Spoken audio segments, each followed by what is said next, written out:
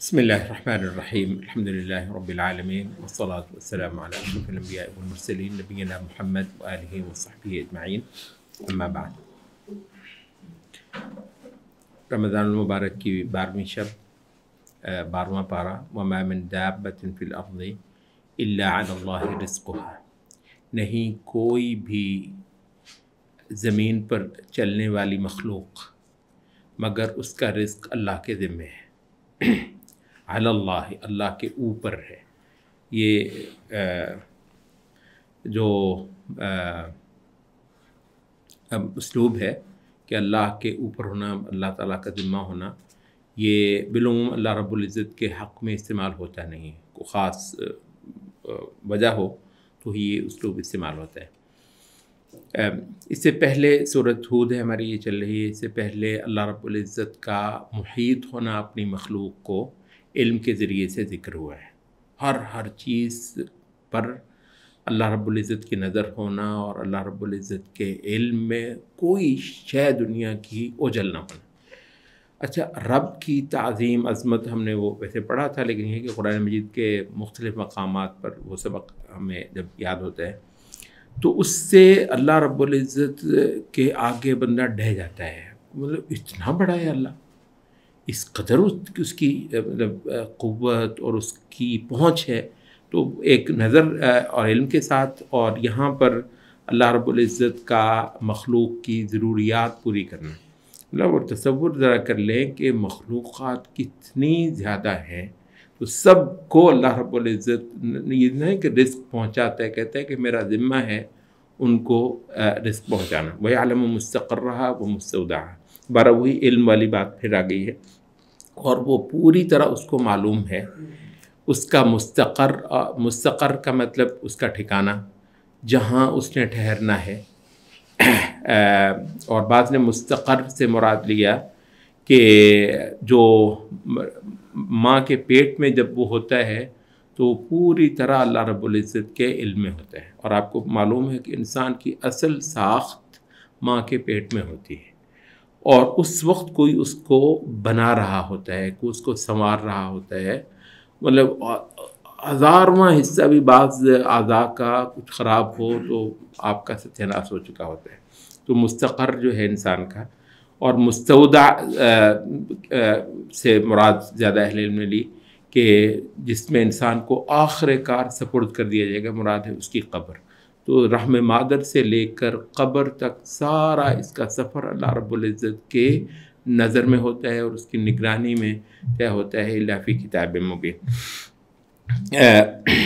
اس دوسرا مقام یہیں اس سے متصل ہی آیت ہے، دوسرا رکوع شروع ہو جاتا ہے آیت 9 سے 11 تک۔ وَلَئِنْ أَذَقْنَا الْإِنسَانَ، اب یہ جو انسان ہے اس کو اگر کبھی ہم اپنے پاس سے کچھ رحمت چکھا دیں، اپنی رحمت، اپنا فضل، اپنے احسانات، اپنے انعامات اس کو دے دیں۔ وَلَئِنْ أَذَقْنَا الْإِنسَانَ مِنَّا رَحْمَةً ثُمَّ نَزَعْنَاهَا مِنْهُ، پھر کوئی ایسا وقت آئے کہ ہم اس سے وہ واپس لے لیں۔ إِنَّهُ لَيَئُوسٌ، یہ بالکل نا امید ہے، سب ختم ہو گئے، بالکل دل چھوڑ جاتا ہے۔ کفور، اور بالکل ناشکرہ ہوتا ہے کہ اتنی دیر جو اللہ رب العزت نے مجھے کوئی شے نے دے کر رکھی تھی تو اس کا کوئی شکر نہیں کیا ہے، اور نہ شکر کا روادار ہے۔ آپ نے دیکھا اللہ رحم کو پتہ چلا جی کہ مجھے ڈائبٹیز ہو گئی ہے، پتہ نہیں کسی کو ہوتا ہی ہے، ڈائگنوز ہوتا ہے جی تجھے کینسر نکل آیا ہے، تجھے فلاں ہو گیا ہے، فلاں ہو گیا ہے۔ اچھا، تو ظاہر ہے کہ بندے کے اوپر اثر تو ہوتا ہے، لیکن اس کو یہ یاد نہیں ہوگا کہ اتنے برس جو مجھ کو نہیں تھی تو اللہ کا مجھ پر کتنا بڑا فضل تھا۔ اور اب بھی، یعنی اگر فرض کر لیں کوئی آپ کو کوئی تکلیف لاحق ہوئی ہے تو کسی ایک چیز میں ہوگی، 1000 فنکشنز اب بھی درست ہی کام کر رہے ہو نہیں، آپ کی نظر ادھر کو نہیں جانی کہ اللہ کی اب بھی مجھ پر کتنی رحمتیں ہیں۔ آپ کی نظر ہے اللہ نے مجھ سے وہ چھین لیا، اچھا وہ سارا کچھ ہے نا۔ تو انہ لیئوس، یہ سخت نا امید ہوتا ہے، کفور ناشکرہ ہوتا ہے۔ وَلَئِنْ أَذَقْنَاهُ نَعْمَاءَ بَعْدَ ضَرَّاءَ مَسَّتْهُ، اور اگر اس کو کوئی تکلیف تھی اور اس کو اس نے پکڑ رکھا ہوا تھا، اس کے بعد ہم اس کو اپنی کچھ نعمت چکھا دیں۔ وَلَئِنْ أَذَقْنَاهُ نَعْمَاءَ، خوب آسائشیں نعمتیں اس کا لطف دیں. لَيَقُولَنَّ ذَهَبَ السَّيِّئَاتُ، اور نہیں کہتا وہ میرے برے دن گئے، ختم ہو گئے. اِنَّهُ لَفَرِحٌ، اس وقت پھر یہ اتراتا ہے، فخور اور گھمنڈ کرتا ہے، پھر یہ گھمنڈ کرنے لگتا ہے. 2 پیسے اب عموم آپ نے دیکھا ہوگا، 2 پیسے آ جائیں صحیح، بدماشیاں یہ کرے گا، عیاشیاں یہ کرے گا، بسا اوقات لوگوں کی زندگیاں تنگ یہ کرے گا، تکبر یہ کرے گا، دیکھ میرے پاس کیا ہے اور اس کے پاس نہیں ہے. یہ انہ لفرح، ایک تو اتراتا ہے، فخور گھمنڈ کرتا ہے. اچھا یہ ہے انسان. آگے کہا کہ الا الذین صبروا وعملوا الصالحات، سوائے ایک ایسا کیریکٹر جو اب قرآن مجید نکال کر دے رہا ہے انسانوں کی صورت میں. یہ دیکھو، یہ ایک نئی طرز کے ہیں کہ یہاں پہ، اور اس طرح کے مقامات کے حوالے سے امام قرطبی کہتے ہیں کہ مومن کو اس سے الگ کیا گیا ہے. وجہ کیا ہے؟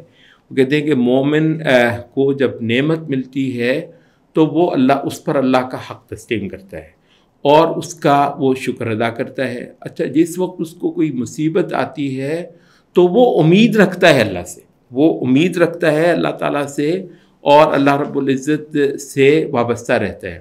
تو مطلب حوصلہ چھوڑنا جو ہے وہ کہتے ہیں کہ یہ مومن کا شیوا نہیں ہے. تو یہ صبر و عمل الصالحات، جو صبر کرنے والے ہیں، اللہ رب العزت کی جو گرپ ہے انسان کے اوپر، مطلب اس کے اندر آپ محسوس کرتے ہیں تو کسی وقت اس نے آپ سے کچھ لے لینی ہے، کسی وقت آپ نے اس سے کو دے دینی ہے. دونوں مواقع دراصل عبادت کے ہیں. بہت کم لوگ ہیں جو ایک تو مصیبت یہ ہے نا کہ بالعموم ہم عبادت سمجھتے ہیں کہ یہ نماز روزہ ہے. یہ ایک بہت بڑا ایک مغالطہ ہے کہ جی عبادت جو ہے نا وہ نماز روزہ یا حج قربانی ذکر اذکار وغیرہ یہی ہے. بات یہ ہے کہ ایک بہت بڑی عبادت صبر ہے اور ایک بہت بڑی عبادت شکر ہے. پچھلے دنوں میں بھی اس پہ تھوڑی سی بات ہماری ہوئی تھی. اچھا کہتے ہیں کہ انسان کے احوال بالعموم ان 2 حالتوں سے باہر نہیں ہوتے ہیں. یا تو ایسی حالت ہوتی ہے جس میں آپ کو صبر کرنا ہوتا ہے، یا پھر ایسی حالت ہوتی ہے جس میں آپ کو شکر کرنا ہوتا ہے. تو امام ابن قیم کہتے ہیں کہ مومن کو صبح سے لے کر شام تک اتنی صورتیں پیش آتی ہیں، تاکہ گرمی بھی ہو گئی نا، یار گرمی بہت، آپ کو اس پر آپ کو اجر مل رہا ہے. بہت کم لوگ ہیں کیونکہ آپ اپنے آپ کو وسیع معنی میں جو عبادت ہے نا، وسیع معنی کی جو عبادت ہے اس کا تو شعور ہی نہیں ہے. عبادت تو اس وقت ہوگی جب آپ مسجد جائیں گے، 5 منٹ کے لیے 10 منٹ کے لیے آپ عبادت کرائیں گے. ایک عمومی طور پر حالت اس بات کی کہ اللہ میرا رب ہے، میں بندہ ہوں، اس حالت میں گزارنا، اور اس کا بہت زیادہ جو مظہر ہے وہ صبر اور شکر کے حالات میں ہوتا ہے. ہوتا ہے کہ مطلب گرمی ہو گئی ہے، اچھا موسم جو ہے نا وہ خراب ہو گیا ہے، آپ نے کوئی ایسا خبر آ گئی ہے کہ جس سے آپ کو افسوس ہوا ہے، جس خبر سے آپ کو یا واقعے سے آپ کو افسوس ہوا ہے اس پر بھی آپ کا اجر. جو آپ کو ناگوار گزری ہے کوئی بات، اس پر بھی آپ کو اجر. اور جو کوئی خوشی کی بات ہے اس پر آپ نے الحمدللہ کہا، آپ نے اس کو اللہ سے جوڑا، اللہ کا اس پر حق مانا، اس پہ آپ کو اجر. تو کہتے ہیں کہ اگر کہیں حق تو یہ ہے، ہمیں نہیں پتا کہ اللہ تعالیٰ ٹھیک ہے ہمیں اللہ ہماری نمازیں قبول کر لے، ہمارے روزے، ہمارے یہ جو مخصوص قسم کی عبادات جن کو ہم عبادات سمجھتے ہیں کہ اللہ وہ بھی قبول کر لے. لیکن کہتے ہیں کہ اب آدمی کو اندازہ بھی نہیں ہے کہ اس کا اعمال نامہ کتنا پر ہوگا، لبریز ہوگا نیکیوں سے، اس وجہ سے کہ اس نے صبر اور شکر کا دامن تھام رکھا ہوا تھا. اور کہتے ہیں کہ اگر کہیں دنیا میں ہمیں مصیبتیں نہ آتی ہیں تو بخدا آخرت میں ہم خالی ہاتھ آتے ہیں. اتنی ساری مصیبتیں اللہ دے دیتا ہے، ٹھیک ہے وقت پر تو آپ کو بہت بری لگتی ہیں، لیکن یہ ہے کہ آخرت کا ایک بہت بڑا سامان آپ کے لیے تیار ہو رہا ہوتا ہے. تو اب ذرا یہ دیکھ لیجئے کہ عبادت جو ہے نا مسجد سے باہر آ کر کہاں کہاں آپ کے ساتھ آتی ہے. عبادت کا جو ایک وہ ہے، تو اپنی تمام حالتوں کے اوپر اصل چیز کیا ہے کہ خدا یاد ہو، آپ اللہ کے ساتھ رہ رہے ہیں، اللہ آپ کے ساتھ رہ رہا ہو. اگر یہ کسی طریقے سے ہو جائے تو حقیقت یہ ہے کہ عبادت 24 گھنٹے کی ہوتی ہے، پھر وہ چند منٹ کی یا چند گھنٹے کی پھر عبادت نہیں رہتی ہے. چوتھا مقام سورۃ ہود ہماری چل رہی ہے.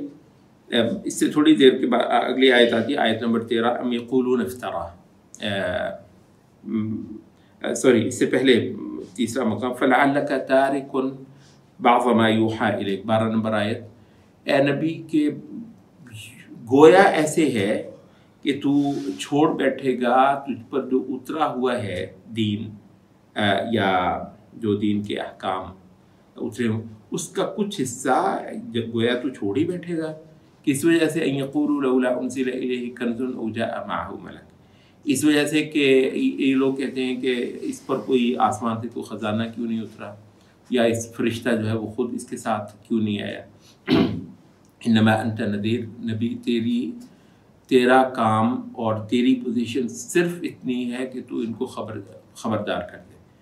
واللہ علی کل شیء وکیل، اور تمام کی تمام چیزوں کے اوپر اصل اختیار اللہ رب العزت کا ہے۔ اچھا، ایک تو یہ ہے کہ نبی صلی اللہ علیہ وسلم بھی جب انسانوں کو دعوت دیتے ہیں اس میں محض ایک نوکری کرنا نا کسی ہستی کی، کہ میں اپنا صرف کردار ادا کروں گا۔ اچھا، یہ ایک تو یہاں پر جو ہم چیز کرنا چاہ رہے ہیں، بسا اوقات ہم سب کے ساتھ ہوا ہوگا، اول تو کمی توفیق ہوتی ہے کہ ہم کسی کو دعوت دیں، کمی توفیق ہوتی ہے کہ کسی کو برائی سے روکیں یا کوئی نیکی کا حکم دے۔ اچھا، کبھی ایسا ہو بھی جائے، حتیٰ کہ اپنے بچوں کے ساتھ بھی بعض اوقات، تاکہ آپ کا اجر سلامت رہے اور پورا رہے، اس وجہ سے بات کر رہے ہیں، بس اوقات آپ پرسنل ہو جاتے ہیں، میں تو نے کیا نہیں، آپ کون ہیں، آپ نے کسی کو، میں نے تو یہ کہا ہے، یعنی اس میں سے نا آپ اپنے آپ کو نکال لیں۔ انما انت نذیر، تو تیرا وہ کل کام اتنا ہے کہ تو اللہ کی طرف سے ایک بات پہنچا کر خبردار کر کے جانے والے۔ واللہ علی کل شیء وکیل، اور تمام اختیار دراصل اللہ کا ہے، اللہ رب العزت ہے اس پہ جو ہے نا وہ اختیار رکھنے والا۔ تو ایک تو اس میں ظاہر یہ ہے کہ جو داعی کی حرص ہوتی ہے وہ یہ ہوتی ہے کہ جو بھی یہ کہہ رہا ہے اس کی یہ ضرورت یا اس کی یہ فرمائش پوری کر دی جائے، اور کسی طریقے سے جو ہے نا یہ ایمان لے آئے، تو یہ اس کی ایک حرص ہوتی ہے۔ لیکن یہ ہے کہ اللہ رب العزت اس کے بغیر ہی اس کو ایمان دلوانا چاہ رہا ہے۔ اللہ مطلب تو ہر ایک کے سب فرمائشیں، سب تقاضے پورے ہوں تو وہ ایمان لائے، تو یہ تو پھر دین نہ ہوا۔ تو دین یہ ہے کہ اللہ رب العزت نے جتنی سی روشنی کرنی تھی اتنی سی کر دی ہوئی ہے، نبی صلی اللہ علیہ وسلم کی رسالت کے سچ ہونے کے معاملے میں، قرآن مجید کے حق ہونے کے معاملے میں، اللہ کے رب ہونے کے معاملے میں، آخرت کے ایک حقیقت ہونے کے معاملے میں، اس کے جو دلائل ہیں جتنے انسانوں کی کر لو، فَإِن يَسْتَجِيبُوا لَكُمْ فَاعْلَمُوا أَنَّمَا أُنزِلَ بِعِلْمٍ، اگر یہ جب ہمت بھی نہ کر سکیں اس بات کی، حتیٰ کہ یعنی آپ دکھتا ہی نہیں مجھے تو اس سے بڑھ کر چاہیے، نہیں، پھر جو اس سے بڑھ کر چاہیے نا وہ قیامت ہے۔ اس سے بڑھ کر اگر تم کو چاہیے نا، اس سے زیادہ روشنی ہو جائے تو وہ ایک روشنی ہو جانی جو قیامت کی ہو جانی، کچھ ہے پیچھے رہی نہیں جانی۔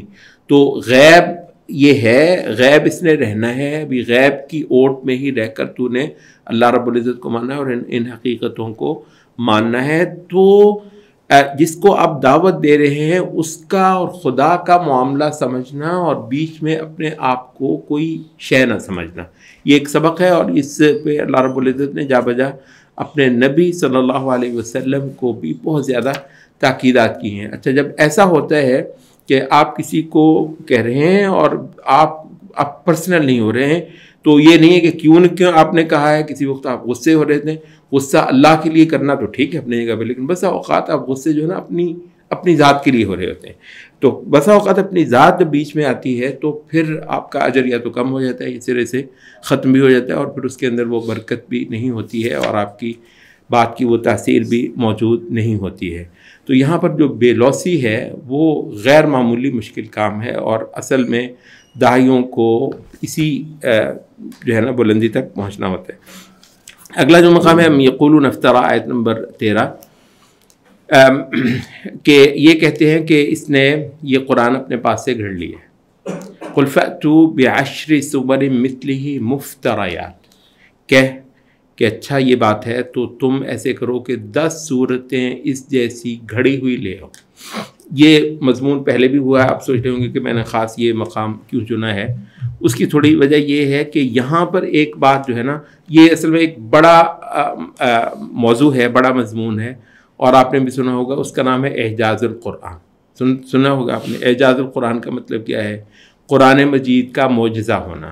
یہ ایک پورا علم بن گیا ہے۔ آپ اس وقت جو ہے یہ سعودی عرب کی بعض یونیورسٹیاں، ہو سکتے ہیں بعض اور ملکوں کی بھی یونیورسٹیوں میں باقاعدہ ڈپارٹمنٹ جو ہے نا قسم اعجاز القرآن بن گئے، پوری ایک فیکلٹی، ایک ڈپارٹمنٹ بنا ہے قرآن مجید کے اعجاز پر، پی ایچ ڈیز ہوتی ہیں۔ تو یہ بہت بڑا یہ مضمون ہے، اور قرآن مجید میں یہ مضمون جو ہے وہ اس طرح کے مقامات پر آیا ہے کہ جب ان کو چیلنج کیا جاتا ہے تو معجزہ یہی ہوتا ہے کہ تو اس طرح کا تم کر دو، تو جس سے وہ لوگ عاجز ہیں وہ کر ہی نہیں سکتے ہیں، تو جس کا مطلب ہوا کہ یہ صرف اللہ رب العزت ہی کرنے والا ہے۔ تو قرآن مجید ایسا کلام جو ہے یہ صرف اللہ رب العزت ہی بول سکتا ہے، اور اللہ کے علاوہ کوئی نہیں بول سکتا۔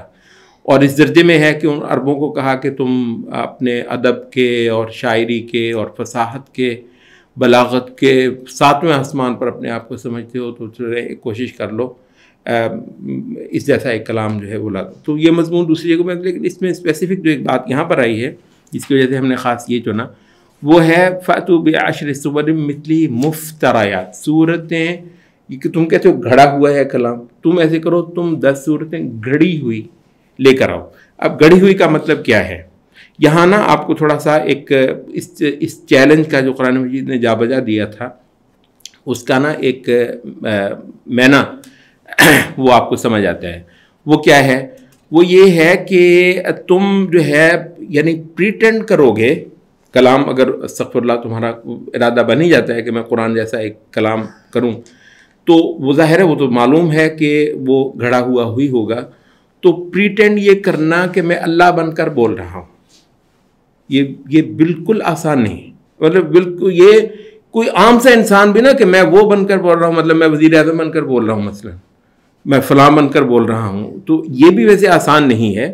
اگر آپ مطلب ایک صفحہ لکھ لیں نا، ایک صفحہ لکھ لیں جس میں آپ جو ہے نا وہ ملک کا صدر یا بادشاہ کے طور پر کریں، تو جو پکڑنے والے وہاں سے بھی بہت سارا کچھ پکڑ سکتے ہیں، اور بالعموم کہتے ہیں کہ اب آج کل تو ایک عرصے سے یہ ہو گیا ہے کلام کا سائیکولوجیکل انالیسس کرنا، نفسیاتی جو ہے نا وہ تجزیہ ہوتا ہے بات کا، کسی تحریر کا، اور بسا اوقات یہ سائیکالوجسٹ ہوتے ہیں نا، وہ کسی کا لکھے ہوئے 2-4 صفحے پڑھ کر اس کی پرسنالٹی کا ایک پورا آپ کو اسکیچ دے سکتے ہیں۔ تو مطلب یہ اچھا، تو یہاں پر یہ ہو رہا ہے کہ اتنا بڑا موٹا قرآن مجید کا علوم، یہ حجم تو ہوتا ہے، اتنا موٹا کلام جو ہے، سائز اتنا بڑا کتاب، استغفر اللہ معاذ اللہ، کسی بندے نے پورے کا پورا اللہ بن کر بول دیے۔ ایسا ہی ہے استغفر اللہ، اگر وہ جو مطلب کہہ رہے ہیں، تو کہا کہ یہ آسان نہیں ہے۔ ایک تو نبی صلی اللہ علیہ وسلم کی شخصیت تم دیکھو، یعنی اس قدر جو ہے باوقار شخصیت ہے، اور بالعموم اس میں لگائی بھجائی کرنا، تھرل پیدا کرنا، جھوٹ بولنا اور رنگ باندھنا، رنگ بازی کرنا، اس شخصیت کے کہاں دور نزدیک سے پایا ہی نہیں جاتا ہے۔ تو اس کی تو شخصیت کو دیکھو، اور پھر یہ ہے کہ اس نے یکدم وہ کیا ہے، تو تم یوں کرو کہ اللہ بن کر تم بولو، اللہ بن کر۔ تو کہتے ہیں یہ جو مقام ہے نا، یہ اس پورے چیلنج کی جو ہے نا حقیقت کو خاصا کھول دیتا ہے یہ مقام۔ فَأْتُوا بِعَشْرِ سُوَرٍ مِثْلِهِ مُفْتَرَيَاتٍ، گڑی ہوئی، اللہ کے بہاف پر بولی ہوئی نا 10 صورتیں تم بنا کر دیکھا۔ ان کنتم صادقین وَادْعُوا مَنِ اسْتَطَعْتُم مِّن دُونِ اللَّهِ ان کنتم صادقین۔ اور یہ مجھے بولے نا، اچھا پھر لے آؤ سب کو۔ اچھا یہ بھی نہیں کہ مطلب اکیلے کرو، ایک بندہ کہاں اتنا کر سکتا ہے کہ اللہ بن کر کوئی گفتگو بنا لے، کلام بنا لے، تو لے آؤ جتنے تمہارے بڑے بڑے جو غادری ہیں، وہ ادب اور فصاحت کے پورے ارباب ہیں، ان کو لاؤ اور کر لو۔ فَإِن لَّمْ يَسْتَجِيبُوا لَكُمْ فَاعْلَمُوا أَنَّمَا أُنزِلَ بِعِلْمِ۔ اگر یہ جب ہمت بھی نہ کر سکیں اس بات کی، حتیٰ کہ یعنی آپ کو یہ نہیں کہ کسی عرب نے، مطلب یہ جو چیلنج ہے قرآن نے دیا اور اس کو کہا کہ معجزہ ہے، یعنی یہ نہیں ہے کہ کسی عرب نے کوئی کر نہیں سکا، نہیں، کسی نے حامی بھی نہیں بھری، یعنی اتنا کھلا چیلنج تھا یہ قرآن مجید، اتنا کھلا تھا، کسی نے حامی بھی نہیں بھری، کسی نے بھی نہیں کہا اچھا میں کرتا ہوں، چلیں جی اس نے کیا اور پھر وہ جو ہے نا وہ ہو نہ سکا۔ ان کو پورا پتہ تھا کہ یہ قرآن مجید ایسا کلام اللہ رب العزت کی طرف سے اتارا ہوا یہ مطلب اس میں مطلب قرآن میں جگہ جگہ آپ دیکھتے ہیں اللہ ہی آپ سے مخاطب ہے. تو یہ بات جو ہے نا کسی کے بس میں ہو نہیں سکتی، اس طریقے سے کوئی کر ہی نہیں سکتا. تو قرآن مجید کا جو ادبی اور فصاحتی پہلو ہے وہ اپنی جگہ پہ ہے، لیکن یہ بھی ایک اہم پہلو ہے. تو اگر یہ نہیں کر سکتے تو ایک تو یہ جان لو کہ پھر یہ اللہ کی طرف سے ہے، وہ اللہ الہ الا ہو، اور پھر یہ کہ اللہ کے علاوہ کوئی پھر معبود خدا بندگی کے لائق نہیں ہے. فہل انتم مسلمون، تو کیا اب تم مسلم ہوتے ہو؟ اچھا، اس سے اگلا جو مقام ہے 5واں، وہ یہ سورۃ ہود میں نوح علیہ السلام کا قصہ خاصی جگہ لیتا ہے. باقی انبیاء کے واقعات جو ہیں وہ ایک رکوع میں بیان ہوئے ہیں. نوح علیہ السلام کا واقعہ 2 رکوع میں بیان ہوا ہے، بلکہ دوسرا رکوع ان میں سے ہے بھی لمبا. بہرحال اس میں سے ہم جو ایک مقام لے رہے ہیں وہ ہے نوح علیہ السلام کا اپنے بیٹے سے ہم کلام ہونا. کشتی وہ بن گئی، کشتی یا بحری جہاز، سفینہ ویسے مطلب بالعموم بحری جہاز کو کہتے ہیں. کشتی چھوٹی جو ہے نا وہ، اور بہرحال جو بھی بہت بڑی تھی اور وہ کوئی چھوٹی نہیں تھی. اللہ رب العزت فرما رہا ہے یہیں پہ کہ وہی تجری بہم کالجبال، وہ پہاڑ کی طرح جو ہے نا، پہاڑ جیسی جو ہے وہ اس طوفان کے اندر ان اہل ایمان کو لے کر وہ چل رہی تھی. تو یہاں پر نوح علیہ السلام اپنے بیٹے کو مخاطب کرتے ہیں. ظاہر ہے کہ بیٹا اب بھی وقت ہے، ایمان لے آؤ اور ہمارے ساتھ سوار ہو جاؤ. یا بنی ارکب معنا ولا تکن مع الکافرین. اچھا، تو وہ کہتے ہیں کہ سآوی الی جبل. یہ سیلاب دنیا میں آتے ہی ہیں نا، سیلاب طوفان آ ہی جاتے ہیں، یعنی پہاڑوں کے اوپر تو نہیں نا سیلاب جا چڑھتے کبھی بھی. تو یعنی جو آخری درجے میں کو عقل کا اقتضا ہوتا ہے. یہاں پہ ابن تیمیہ کہتے ہیں کہ اب وہ جو کلام ہے نوح علیہ السلام کے بیٹے کا، سآوی الی جبل یعصمنی من الماء، میں ابھی پہاڑ پہ جا چڑھتا ہوں اور یہاں چڑھ کے میں اس سیلاب سے بچ جاؤں گا.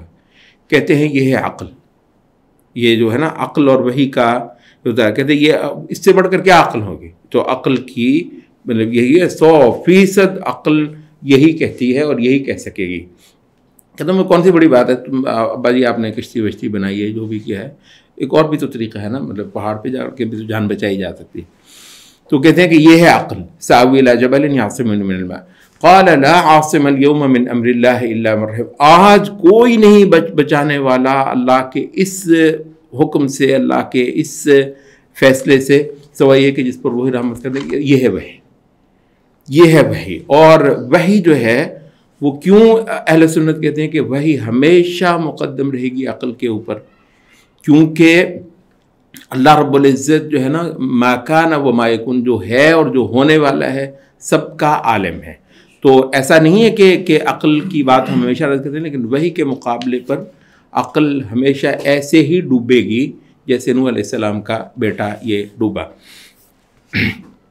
اگلا جو مقام ہے 6، اس میں ہود علیہ السلام کا واقعہ گزرتا ہے، اور پھر صالح علیہ السلام کا گزرتا ہے، پھر ابراہیم اور لوط علیہ السلام کا واقعہ گزرتا ہے. جو آخری قصہ، آخری سے پہلے، کیونکہ آخر میں پھر موسیٰ علیہ السلام کا آتا ہے. موسیٰ علیہ السلام سے پہلے شعیب علیہ السلام کا آتا ہے. مدین کی طرف شعیب علیہ السلام کو بھیجا گیا تھا، اور شعیب علیہ السلام کی دعوت ان کو خاصی جو ہے وہ کمپیکٹ انداز میں بیان کی گئی ہے اس مقام پہ. اور بالعموم یہ ہے کہ شرک تو یہ ساری قومیں کرتی تھیں. جتنے بھی قصے بیان ہوئے سورۃ ہود کے اندر یا سورۃ شعراء کے اندر یا اس سے پہلے سورۃ اعراف کے اندر، تو انبیاء کا آنا، رسولوں کا آنا، دعوت دینا، پھر ایک وقت میں ان کی تکذیب ہونا، اور پھر ایک وقت پہ جا کر اللہ تعالیٰ کا عذاب آ جانا. تو یہ شرک تو یہ ساری ہی قومیں کرتی تھیں. اور یہ کہا بھی ہے آگے ایک سورت میں نا کہ یہ چل پھر لو زمین میں، دیکھو کہ تم سے پہلوں کی کا انجام کیا رہا ہے. کانا اکثرہم مشرکین، ان میں سے اکثر مشرک ہی تھے. تو شرک تو ایک کامن فیچر ہے ان ساری تباہ شدہ قوموں کے بیچ، لیکن شرک کے ہر ایک کا شرک الگ ہے. یہ آپ دیکھتے ہیں ہر ایک کا شرک نسبتاً الگ ہے. اچھا، शुएब अलैहिस्सलाम की कौम का जो मदियन होती है उसका शिरक खासा ही मुख्तलिफ है, बल्कि दो कौमों का शिरक बाकी एक पैटर्न से किसी कदर बल्कि खासा हटके है। एक लूत अलैहिस्सलाम की कौम का शिरक तो करते हैं, लेकिन एक और ऐसी बुराई है जो बतौर ख़ास कुरान मजीद ने जिक्र की है। और एक ये मदियन वाले शिरक तो ये भी करते ही हैं, लेकिन एक इसके अलावा एक और बुराई करते हैं जो ख़ास तौर पर जिक्र किया। और इनकी बुराई क्या है कि जिन नाप तोल में ये लोग कमी करते हैं, राहगीरों को डराते हैं और उन पर दहशत फैलाते हैं और उन पर अपनी जब्बारी जो है ना वो करते हैं, और किसी कौम को, आसपास की किसी कौम को जो है ना वो उठने नहीं देते। अपनी एक जो है बदमाशी उसको उन्होंने कायम कर रखा हुआ है, और दूसरों के साथ इनके लेन देन के जो है ना वो तरीक़े और हैं, माप तोल में ये लोग कमी करते हैं। यहाँ पर उनकी दावत ज़िक्र होने के बाद जो मकाम हम ले रहे हैं, क़ालू या शुऐब, आयत नंबर 87 है, या शुऐब अस्सलातुका तअमुरुका, ए शुऐब क्या तेरी नमाज तुझको हुक्म देती है, क्या तेरी नमाज तुझको मामूर करती है, अन नत्रुका मा यअबुदु आबाउना, कि हम तर्क कर दें वो सारे माबूदों की इबादत जो हमारे आबा जिस करते आए हैं, जिनकी इबादत, औ अन नफ़अल फ़ी अम्वालिना मा नशा, या हम अपने मालों में अपनी मर्ज़ी न करें। बाज़ अहले इल्म ने कहा, क्योंकि आज के दौर का भी एक शिरक है, ये कहते हैं कि ये आपको ना किसी कदर सेकुलरिज्म की आवाज़ यहाँ कौम शुऐब की उसमें आती है कि शुऐब तेरी नमाज तेरी और अपनी मईशतें जो है ना हम बदलें, मतलब तेरी नमाज का क्या ताल्लुक़ है। अन नफ़अल फ़ी अम्वालिना मा नशा, हम अपने मालों में जो करना चाहें हम करें, तेरी नमाज का हमारे इससे क्या ताल्लुक़ है। तो वो जो है ना वो ये है कि तू अपने काम से काम रख, और तूने नमाज़ पढ़नी है पढ़, तेरी नमाज हमारे इन अशिया के जो है ना वो आड़े नहीं आनी चाहिए। तो यही है दरअसल अंबिया का दीन, कि उनकी नमाज़ें, उनकी इबादतें, वो अपने इर्द गिर्द की जितना कोई शिरक होता है, अल्लाह रब्बुल इज़्ज़त की जो एक मुता होने की हैसियत है, जहाँ जहाँ उस पर ज़द पड़ती है तो ये नमाज उसकी ख़बर लेती है, ये नमाज उसके आड़े आती है। वाक़अतन नमाज़ें होती हैं अंबिया की जो मुशरिकीन को इस वजह से बुरी लगती हैं, और हकीकत भी यही है कि नमाज़ें, हमारी नमाज़ें क्यों उनको बुरी लगती हैं, इस वजह से कि ये नमाज़ें पढ़ने वाले लोग, कुरान पढ़ने वाले लोग दरअसल वक्त के शिरक को कबूल नहीं करते। और ये वजह है कि नमाज़ें, अज़ानें शैतान को भी बहुत तकलीफ़ देती हैं, और शैतान के जो पैरोकार हैं उनके लिए भी बहुत ज़्यादा बाइस अज़ियत रहती हैं। अब सूरत हूद ख़त्म हो रही है, 7वां हमारा आज का मकाम है। फ़लौला काना मिनल क़ुरून, ये सारे क़िस्से अंबिया के ज़िक्र कर देने के बाद, कौमें तबाह दिखा देने के बाद, फ़लौला का ये ना एक कंक्लूजन आ रहा है सूरत हूद में, और ये बहुत अहम है। क्यों ऐसा ना हुआ, अल्लाह फरमा रहा है फ़लौला काना, आखिर क्यों ऐसा ना हुआ, मिनल क़ुरून मिन क़ब्लिकुम, कि तुमसे पहले के ये सारी जो कौमें थीं, इनमें उलू बक़ियतिन, कुछ समझदार हो जाते रहे। ऐसा क्यों ना हो कि कुछ तो समझदार होते। ये मतलब आप भी तो किसी ज़माने में रह ही रहे हैं ना, आप भी तो किसी मुआशरे में रह ही रहे हैं, और उस मुआशरे का भी पता नहीं, बस अल्लाह ही हाफ़िज़ है। तो ये ऐसा नहीं हो कुरान में कि सारे किस्से कोई कहानियाँ थोड़ी हैं कि जी बस हमने पढ़ ली और सुन ली, तो ये तो सारा कुछ आपके अपने दौर के लिए ही है।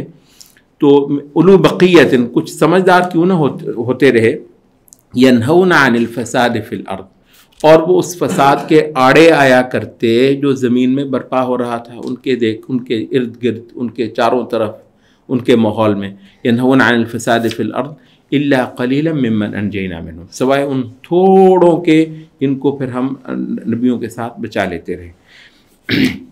इल्ला क़लीलन मिम्मन अंजयना वत्तबअ अल्लज़ीना ज़लमू मा उत्रिफू फ़ीही, अलबत्ता जो ज़ालिम थे वो तो उसी के पैरोकार बने जो उनको जो है ना वो अय्याशी के लिए और अल्लाह रब्बुल इज़्ज़त से गाफिल होने वाली जो नेमतें थी उनके वो पैरोकार रहे। वकानु मुजरिमीन। अच्छा, और अगली आयत इसके साथ अल्लाह फरमा रहा है कि वमा कान रब्बुका लियुहलिकल क़ुरा बिज़ुल्म, تم تیرا رب ایسا ہے ہی نہیں.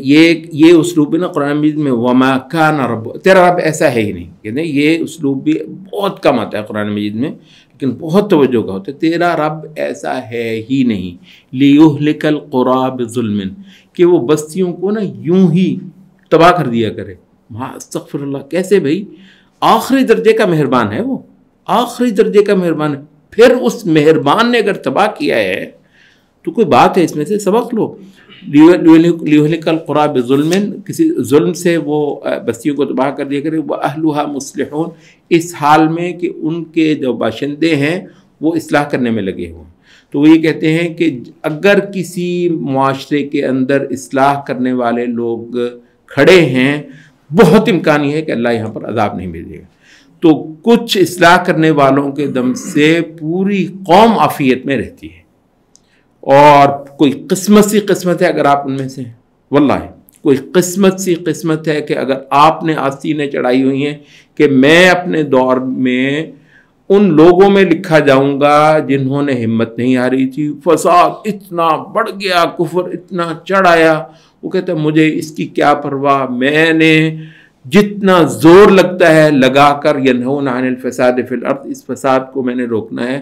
اور اللہ کو بہت امکان یہ ہے کہ میری ان ترلوں سے اللہ پوری قوم سے اپنی پکڑ کو, اپنے عذاب کو روک دے. تو اس وجہ سے یہ جو ہے نا بہت ایک اعلیٰ منصب ہے اللہ رب العزت نے, اور وہ تھوڑے ہوتے ہیں. الا قلیلا ممن انجینا, بہت تھوڑے تھے کہ جن کو اللہ رب العزت پھر بچا لیتا رہا. اچھا, اس کا جو 8واں مقام ہے وہ بھی سورۃ ہود کے کنکلوژنز میں آتا ہے. وَلَوْ شَاءَ رَبُّكَ لَجَعَلَ النَّاسَ أُمَّةً وَاحِدَةً, اگر تیرا رب چاہتا تو تمام انسانیت کو ایک ہی جماعت بنا دیتا. مراد ہے سارے ہی مومن ہوتے. وَلَا يَزَالُونَ مُخْتَلِفِينَ, لیکن یہ اختلاف کرتے ہی رہیں گے. إِلَّا مَن رَحِمَ رَبُّكَ, سوائے ان کے جن پر تیرے رب کی رحمت ہو جائے. وَلِذَلِكَ خَلَقَهُمْ, اور اللہ نے پیدا ہی ان کو اس لیے کیا ہے. یہ 3-4 باتیں نا اس پہ ہو گئی ہیں. ایک تو جو یہ نا ہدایت کی بات, کہتے ہیں کہ یہ وہ مقام ہے جس کو پڑھنے کے بعد آپ اتنا شکر کرتے ہیں کہ بلکہ آپ کو یقین نہیں آتا ہے خدایا تو نے مجھ کو مومنوں میں رکھا. سبحان اللہ, اللہ کہتا ہے میں نے پیدا ہی اس لیے کیے انسان کہ ان میں سے کچھ کافر ہوں اور کچھ مومن ہوں. میں نے چاہا ہی نہیں ہے کہ سارے مومن ہوں, کس وجہ سے نہیں چاہا اس نے, یہ وہ اس کی مشیت وہ جانے, اس کی مشیت اس کی حکمت کے ساتھ ہے. جتنی بڑی اس کی مشیت اتنی بڑی اس کی حکمت اور مشیت سے وہ کرے. تو چھوٹی سی عقل کیا سمجھے کہ جی کیوں اس نے ساروں کو مومن بنانا نہیں چاہا. جیسے فرشتے ہوتے ہیں, فرشتوں بھی تو ہے نا, سارے فرشتوں کو مومن ہی بنایا اس نے, سارے انسانوں کہتے ہیں نہیں چاہا میں. یہ ایک ایسی مخلوق ہے جس میں باقاعدہ میری مشیت ہی یہ ہے کہ کچھ ان میں مجھے کفر کر کے دکھائیں اور کچھ مومن ہو کے دکھائیں. تو ایک تو کہتے ہیں کہ یہ جو ہے نا اللہ رب العزت کی جو تقدیر ہے انسانیت کے حق میں کہ کچھ ان میں مومن ہو, اور پھر جب آپ دیکھیں کہ اللہ نے مجھے مومن بنایا تو اس پر تو آپ اتنا زیادہ شکر گزار ہوتے ہیں یوں کہ کوئی آپ کو یقین نہیں آیا کہ اللہ تعالیٰ نے آپ کو ایک ایسے کنویں سے نکال لیا جس میں بہت سارے ڈوب رہے ہیں, بلکہ اکثریت ڈوب رہی ہے. تو ایک تو جو ہے نا وہ بات یہ ہے کہ یہ مقصد ہے انسانوں کی تخلیق کا. دوسرا کہا کہ الا من رحم ربک, سوائے جن کو پر تیرے پروردگار نے رحم کر دیا ہو. اچھا, یہاں پر وہ کہتے ہیں کہ تفرقہ جو ہے, تفرقہ اور اختلاف کا نا ولا یزالون مختلفین, یہ اختلاف کرتے رہیں گے. تو کہتے ہیں کہ اختلاف کرنا عذاب کا موجب ہے, اور حق پر اتفاق کرنا الا من رحم ربک وہ رحمت کا موجب ہے. تو اس وجہ سے انہوں نے کہا کہ یہ جو اہل السنہ والجماعہ ہیں, یہ جو باطل فرقے ہیں وہ اہل اختلاف ہیں.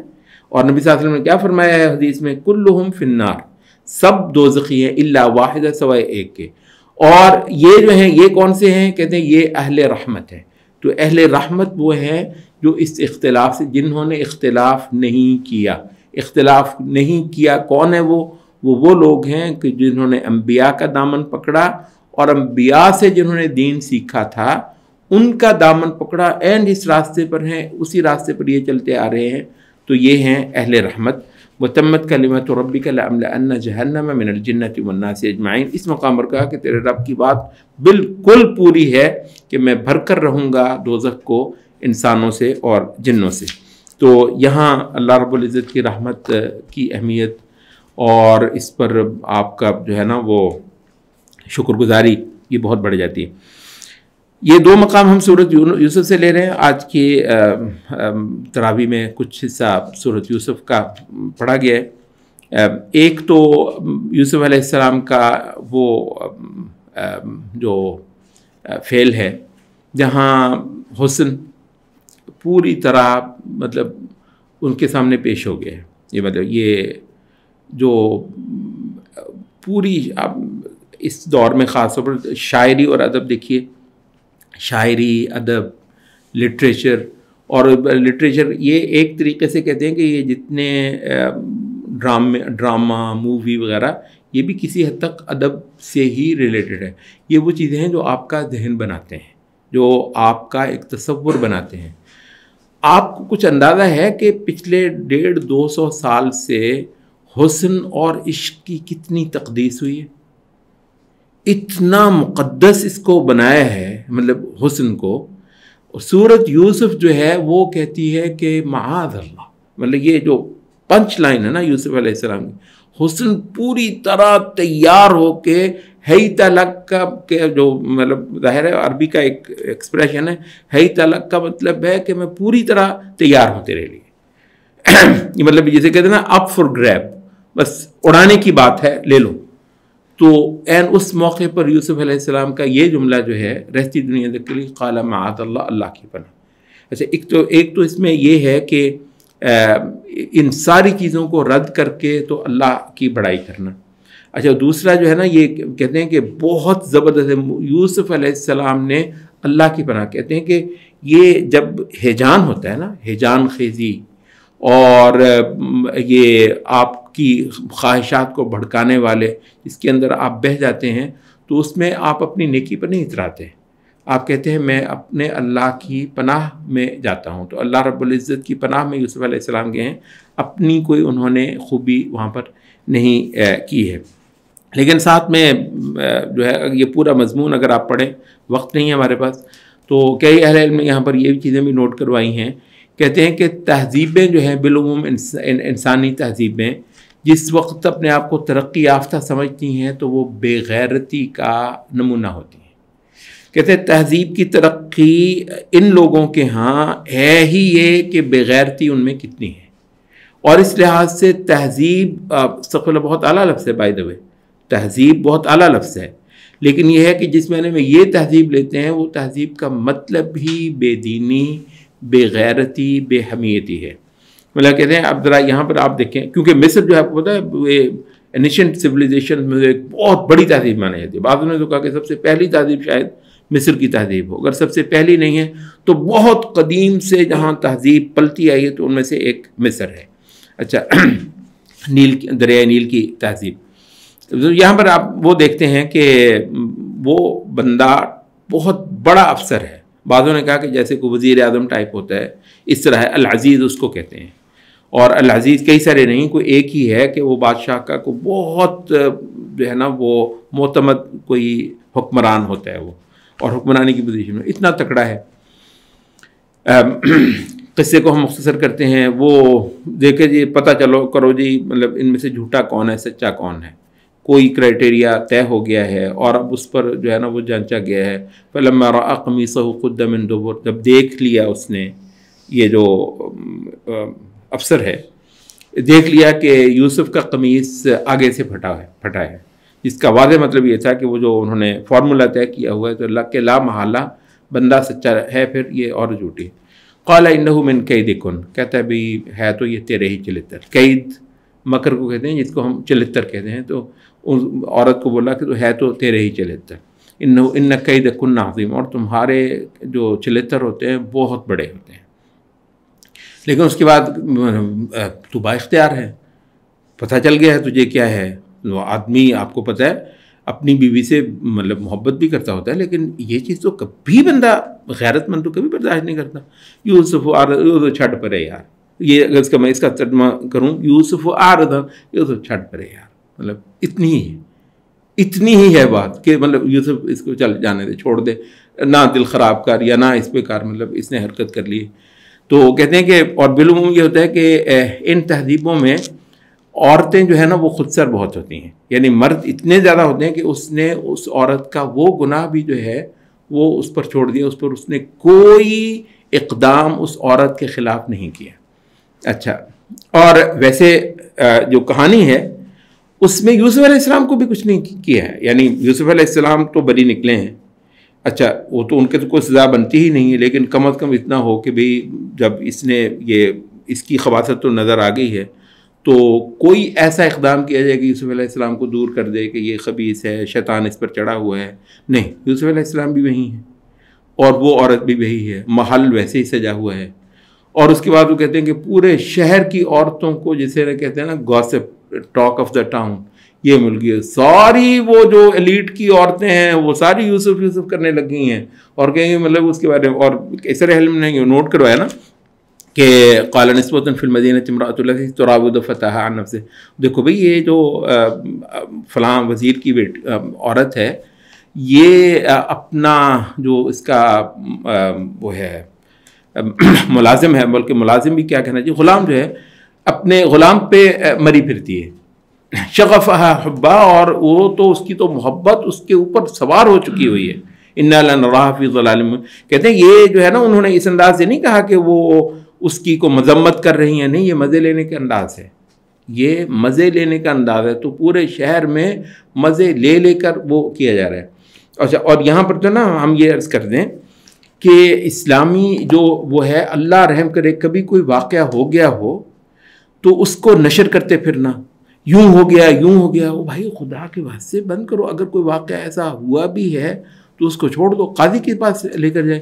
یہ خاص طور پر آج کل سوشل میڈیا، کوئی کسی کا نکل آیا، کچھ ہو گیا، ہر بندہ اس کو نشر کرتا پھر. یہ نشر کرنے کی چیزیں نہیں ہیں، یہ قاضی پہ چھوڑو. قاضی اگر کوئی فیصلہ کرتا ہے، قاضی نہیں ہے تو مطلب پھر اس کے اوپر مٹی ڈالو. تو پورے شہر میں جو ہے نا وہ ہونا. اور اس نے بھی دیکھ کر جو ہے نا وہ یہ باقاعدہ، اب یہ اس نے جو وہ کیا ہے صرف یہ دکھانے کے لیے کہ دیکھو میرا جو ہے نا چوائس کیسا ہے، اور کوئی مقصد ہے اس کا، ساریوں کو اکٹھا کیا ہے. اور تعیش مودودی صاحب بھی کہنے یہ نوٹ کرنے کی چیز ہے کہ کٹلری ہمیں تو شاید لگتا تھا کہ پتہ نہیں اتنا پرانا دور میں، بہت پرانا دور ہے یہ. یوسف علیہ السلام کا دور جو ہے موسیٰ علیہ السلام سے بھی بہت پہلے ہے.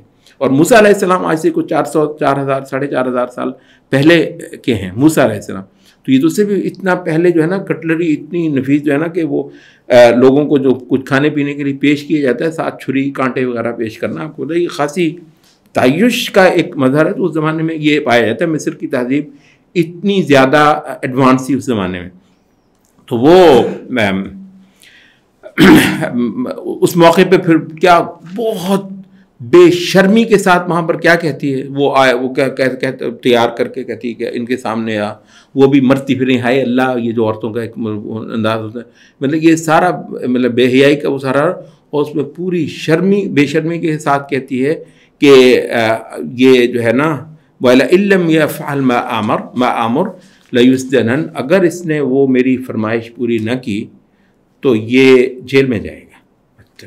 کوئی دھڑلے سے دھڑلہ ہے، یعنی ایک بندہ اپنی عزت بچانا نہیں کرتا ہے، کہتی ہے کہ یہ جیل جائے گا. یعنی یہ وہ چوائس ابھی بھی موجود ہے، اس کی وہ خواہش ابھی بھی موجود ہے یوسف علیہ السلام کو بہکانے کا. وہ عمل اب وہ اکیلی عورت نہیں کر رہی، پوری وہ جو ہے نا زنانے مصر جو ہیں مل کر ایک نوجوان کے پیچھے اب جو ہے نا وہ پڑی ہوئی ہیں، اور بھری مجلس میں منہ بھر کر وہ کہہ رہی ہے کہ وَلَئِن لَّمْ يَفْعَلْ مَا آمُرْ لَيُسْجَنَنَّ وَلَيَكُونَ مِنَ الصَّاغِرِينَ، اور ذلیل ہو کر رہے گا یہ. اور ادھر دیکھیں قال رب السجن احب، جب وہ دیکھ لیا کہ معاملہ یہاں پر پہنچا ہوا ہے، یہ خبیثیں تو جان چھوڑنے والے، رب السجن احب الی، خدایا تو کسی طریقے سے میری جیل کا بندوبست کرتے. یعنی عفت جو ہے، یہ جیل اس زمانے کی بہت بری جگہ ہوتی تھی جیل. یہ بعد میں کچھ قوانین بنے ہوں گے، کچھ ضابطے قاعدے بن گئے ہوں گے، وہ تو جیل تو اللہ معاف کرے، ویسے کبھی بھی جیل جو ہے نا وہ اللہ تعالیٰ بچا کے رکھے اس سے. اور کہتے ہیں اسلام نے تو ویسی جیلیں نہیں رکھی، سزا وغیرہ وہ آپ کو پتا ہے، یہ کوڑے چھوڑے مارے، تعدیہ نے کیے، فٹافٹ جھٹ سے وہ جو ہے نا ہزارہا لوگوں کو تاڑ کے رکھا ہوا ہے کہیں برس تک، تو وہ بہرحال یہ کہ وہ کہہ رہے ہیں کہ خدا مجھے جیل ہی پسند ہے، رب السجن احب الیہ، جیل ہی مجھے جو ہے نا وہ پسند ہے۔